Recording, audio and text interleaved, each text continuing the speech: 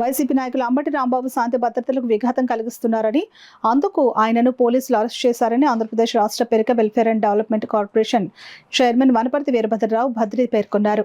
కాకినాడలో ఏర్పాటు చేసిన మీడియా సమావేశంలో భద్రి వైసీపీ నాయకుల వ్యవహారంపై మండిపడ్డారు. వైసీపీ నాయకులు కానీ అంబటి రాంబాబు గారికి కానీ గత వాళ్ళ పార్టీ వైసీపీ పార్టీ అధికారంలో ఉన్నప్పటి నుంచి అలవాటైపోయింది.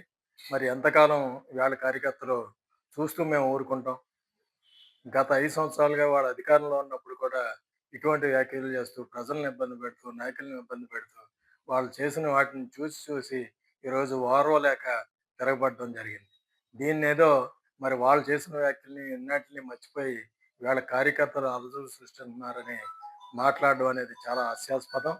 ముఖ్యంగా ఈరోజు రాష్ట్రంలో జరుగుతున్న అభివృద్ధి కార్యక్రమాలని, సంక్షేమాన్ని చూడలేక, ఓర్వలేక ఈవేళ వైసీపీ పార్టీ కార్యకర్తలు, నాయకులు కూడా ఇటువంటి అలజడులను సృష్టించే ప్రయత్నాలు చేస్తా ఉన్నారు.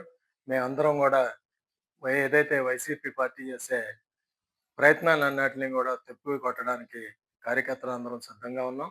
మీరు అంబటి రాంబాబు గారు చేసిన వ్యాఖ్యలపై పోలీసు వ్యవస్థ కఠినమైన నిర్ణయాలు తీసుకుని శిక్షించవలసిన అవసరం ఉంది.